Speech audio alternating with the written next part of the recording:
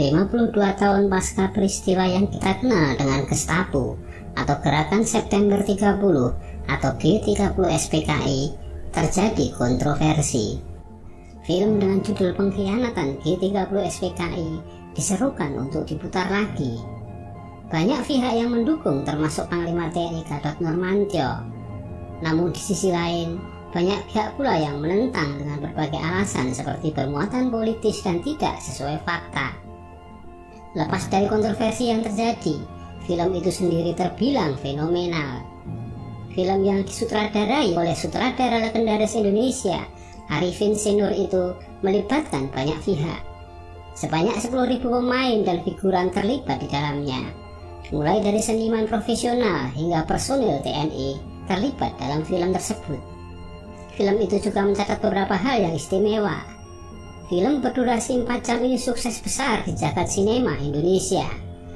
Pemutaran perdananya menembus angka 699.282 penonton. Menurut data Perfin atau Persatuan Film Indonesia, rekor jumlah penonton tersebut tidak terpecahkan hingga tahun 1995. Produksinya pun tak tanggung-tanggung, memakan biaya 800 juta rupiah dan tercatat sebagai film termahal saat itu. Dan berikut ini adalah 7 pemeran utama film Pengkhianatan G30 SPKI. Umar Khayyam sebagai Soekarno. Sosok Presiden Soekarno bukan tokoh sentral dalam film ini. Namun Umar Khayyam dengan piawai memperlihatkan bagaimana suasana hidup Soekarno yang tengah berada di ujung tanduk kekuasaannya. Dalam film, sang proklamator digambarkan sebagai pemimpin yang guntai dan gamang akibat riuhnya situasi politik saat itu. Wibawanya memudar seiring dengan kesehatannya yang juga menurun. Umar Khayyam lebih dikenal sebagai budayawan, akademisi, dan kolumnis. Umar Khayyam pernah berkisah kepada wartawan senior Rosian Anwar bahwa para pembantu rumah tangga di Istana Bogor, salah satu tempat pengambilan gambar film tersebut, terkejut melihatnya setelah dirias sangat nampak mirip dengan Soekarno. Guru besar Fakultas Sastra Universitas Gadjah Mada ini wafat di Jakarta pada tahun 2002 dalam usia 69 tahun. Amoroso Katamsi sebagai Soeharto.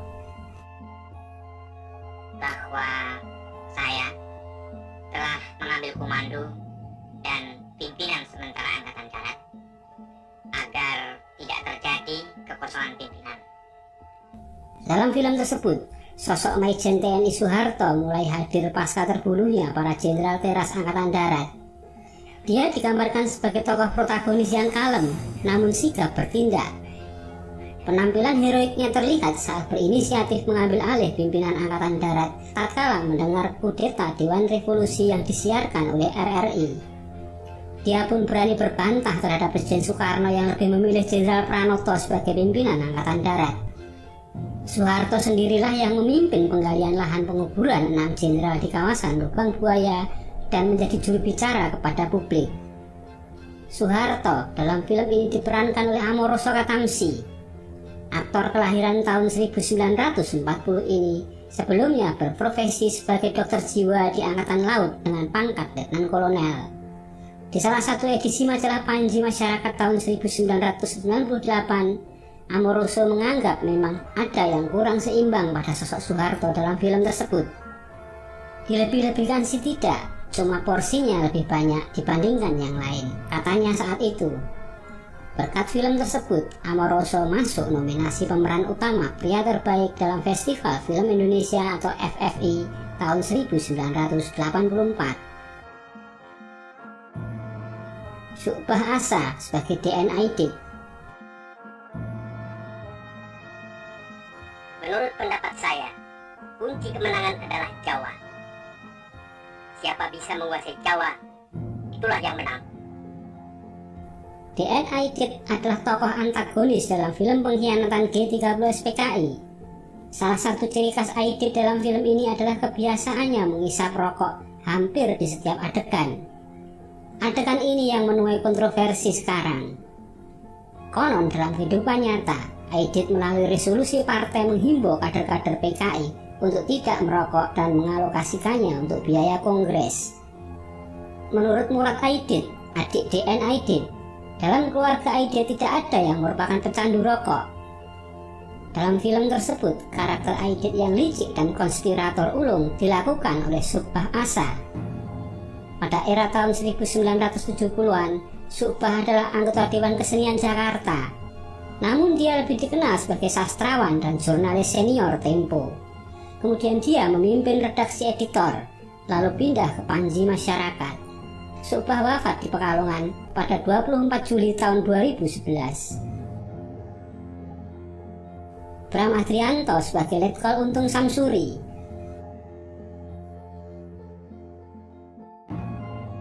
Letnan Kolonel Untung Samsuri adalah komandan batalion Cakrabirawa. Dia yang menjadi pimpinan militer gerakan 30 September. Dalam film, Untung digambarkan berada di bawah pengaruh PKI dan dianggap Aidit sebagai perwira progresif revolusioner. Untung, sosok yang bimbang, terutama setelah Soeharto berhasil mengkonsolidasikan TNI Angkatan Darat untuk menumpas gerakan 30 September. Untung diperankan oleh Bram Adrianto. Aktor kelahiran tahun 1942 ini memulai karir seninya sebagai anggota teater Wijaya Kesuma pimpinan Rendra Karno. Namanya melambung usai memerankan Letkol Untung dalam film Pengkhianatan G30 SPKI. Di luar karir film, Bram menekuni minat lain sebagai pelukis dan wirausahawan. Kapten Didi Sadikin sebagai Kolonel Sarwo Edi Wibowo. Kita terpanggil untuk menghadapi gerakan pengkhianatan ini. Saya perintahkan Kolonel segera merebut kembali RRI dan Telkom yang saat ini mereka kuasai. Kolonel Sarwo Edi Wibowo, Komandan Resimen Pasukan Khusus Angkatan Darat atau RPKAD, cikal bakal Kopassus. Sarwo Edi adalah penanggung jawab operasi penumpasan anasir PKI di Indonesia. Dalam film, Sarwo Edi diperankan Didi Sadikin. Saat memerankan Sarwo Edi, Didi tercatat sebagai Kapten Kopasanda yang kini berubah menjadi Kopassus. Ade Irawan sebagai Yohana Sunarti. Pak Nasution, beliau di Bandung. Sudah 3 hari di Bandung. Kalian datang ke sini hanya untuk membunuh anak saya. Dalam adegan film tersebut, Sunarti dengan tegar menggendong putrinya, adik Irma Suryani yang bersimbah darah terkena tembakan.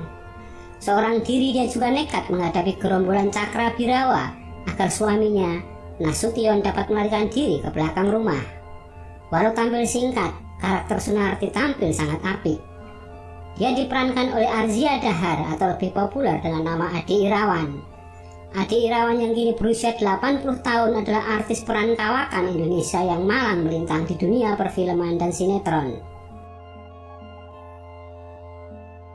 Heneke Adinda Tumbuhan sebagai adik Irma Suryani Nasution. Cakep. Tuh nggak ada.